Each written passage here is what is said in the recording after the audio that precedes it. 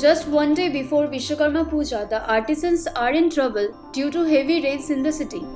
Some of the idols which were placed near hospital more by them to sell got damaged beyond repair due to heavy showers this morning, and some idols partly damaged which were being repaired by them.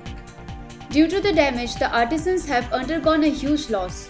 According to them, they could not afford shops in the marketplace and had no other option but to use the footpath for their business. But the sudden unforeseen rain has brought disaster. They have had to rebuild the idols and color them again, which is time consuming and will raise the cost which they cannot recover from the customers.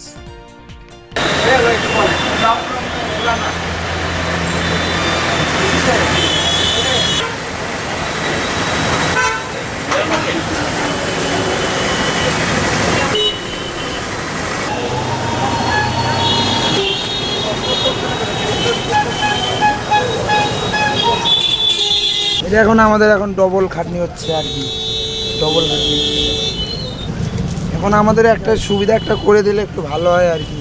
প্রত্যেক বছরে এই জায়গাটাতে লাগাই আমরা দোকান, আর কোথাও নাই আমাদের জায়গা। আর বাড়ির থেকে তো আমাদের প্রতিমা অতটা বিক্রি হয় না। এখন এইখানে আসি যাতে আমাদেরও যাতে তাড়াতাড়ি যাতে বিক্রিটা হয়, কারণ আমরা তো শুধু তো একটা তো প্রতিমা তো বানাই না, আমরা বিভিন্ন রকমের প্রতিমা বানাই। দুর্গা আছে, কালী আছে, এমনকি বাড়িতে অর্ডার থাকে, তো ওগুলাও করতে হবে। তো এই জন্য একটু মার্কেটে আসে। তাছাড়া আমাদের আমার তো তোমার 40,000 টাকার মতো পড়ে গেছে, লোকসান গেছে। আমার হয়ে গেছে 10টা। তো আমার চোখের সামনেই হচ্ছে, কিন্তু ঠাকুরটা যে রাখার মতো কোনো পরিস্থিতি নাই।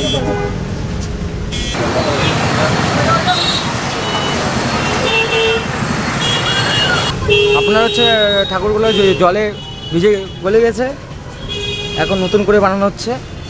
মোটামুটি এখানে 200 পিস তো ভেসে গেছে। 2-3 লাখ টাকা তো লস হয়ে গেছে। প্রত্যেকবার তো এমনই হয়, প্রায় এরকম হয়। ক্ষতি তো ভালোই হয়েছে, মোটামুটি এখানে 20,000 30,000 টাকার প্রতিমা গুলে গেছে। করছে কিছু, বিক্রিবাটা খুব কম হয়েছে আর কি, মানে প্রতিমা গুলে গেছে। এখানে বসা হয়, মানে মার্কেটে আমাদের জায়গা নাই, মানে ফুটপাতে সেদিনে বসা হয়। ওগুলো রিপিট করা হচ্ছে, মাটি দিয়ে রং দিয়ে রিপিট করা হচ্ছে। তাও মোটামুটি 10-15 হাজার টাকা তো খরচা পড়ে গেছে। একটা মূর্তির দামটা কি হচ্ছে? একটা মূর্তির দাম, যে মূর্তি বেচা হচ্ছে 2,000 টাকা, সেই মূর্তি এখন বেচা লাগতেছে এই 700-800 এরকম।